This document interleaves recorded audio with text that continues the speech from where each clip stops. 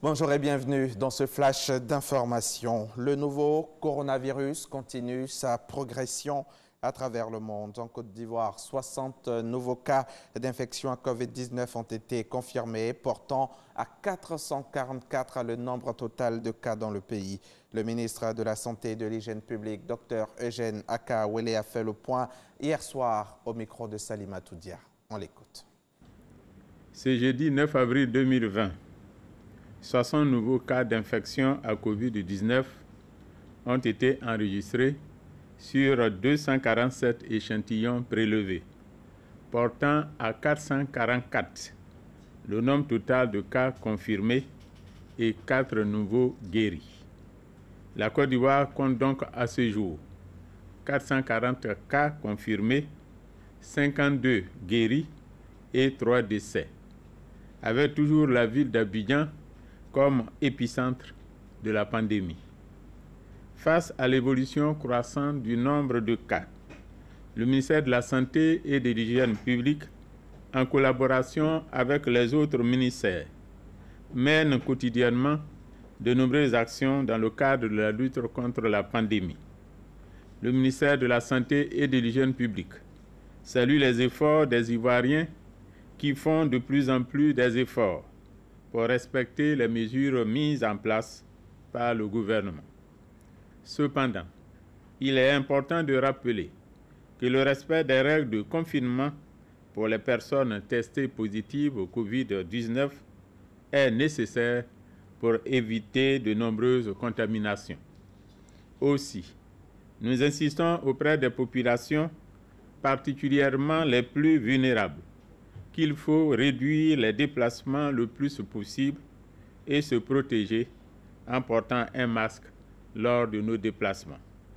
La pandémie à Covid-19 est une maladie grave et mortelle avec une contamination rapide.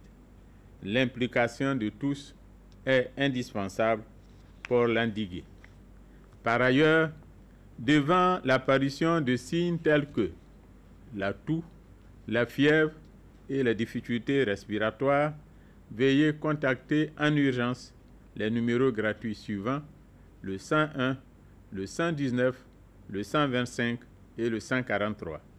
Le gouvernement, à travers le ministère de la Santé et de l'Hygiène publique, remercie et félicite tous les acteurs de santé pour leur dévouement et leur professionnalisme dans le cadre de la lutte contre cette pandémie. Les conséquences de cette crise sont nombreuses. Plusieurs entreprises voient leurs activités au point mort. L'État a décidé de se tenir aux côtés des PME et du secteur informel. Hier, lors du point de presse quotidien initié depuis le début de la crise sanitaire, Félix Anoblé, le ministre de la Promotion des PME, a évoqué la mise en place de divers fonds de garantie en faveur des PME et des entreprises du secteur informel. Vous l'entendrez dans le journal à 13 h.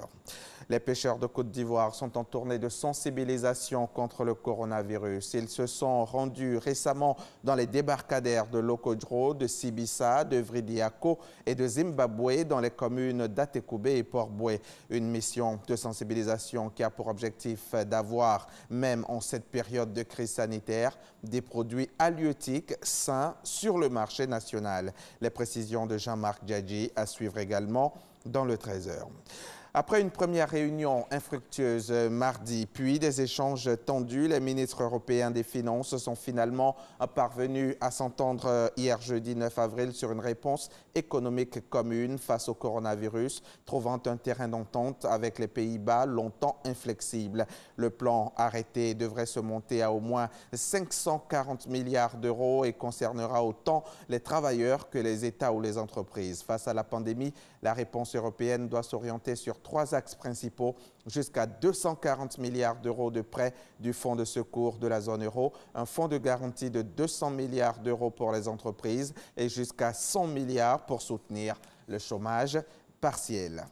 Emmanuel Macron s'est rendu hier jeudi à Marseille pour rencontrer le professeur Didier Raoult qui préconise la prescription de chloroquine pour les malades de Covid-19, mais dont la position et les méthodes ne font pas l'unanimité dans la communauté scientifique. À quelques jours de sa prochaine allocution, Emmanuel Macron a en tout cas voulu montrer aux Français qu'il prenait tous les essais sur les traitements en considération en se rendant à Marseille après avoir rencontré les équipes de recherche de l'hôpital du Kremlin-Bicêtre. Le Premier ministre britannique Boris Johnson, contaminé par le nouveau coronavirus, est sorti hier soir des soins intensifs et son gouvernement a prévenu qu'il fallait se préparer à une prolongation du confinement face à l'aggravation de la pandémie au Royaume-Uni. Le Premier ministre a été transféré des soins intensifs vers un autre service de l'hôpital où il sera placé sous surveillance étroite pendant la phase initiale de sa guérison. Le Royaume-Uni a enregistré 881 décès supplémentaires de patients, portant le total à 7 978 morts à l'hôpital. 2 semaines après son enlèvement, toujours aucune nouvelle de Soumaïla Cissé. Le chef de file de l'opposition a été kidnappé, je le rappelle, le mercredi 25 mars dernier au cours de sa tournée électorale en vue des législatives du 29 mars dans sa région natale de Niafonké, près de Tombouctou, dans le nord du pays. 11 membres de sa délégation, également kidnappés, ont été libérés. Selon le ministre des Affaires étrangères, Thierry Dramé, plusieurs indices laissent croire que Soumaïla Cissé a été enlevé par des individus proches de la Katiba Massina. Les auteurs, eux, n'ont pas revendiqué le kidnapping. À fin de ce flash, on se retrouve à 13h pour le journal.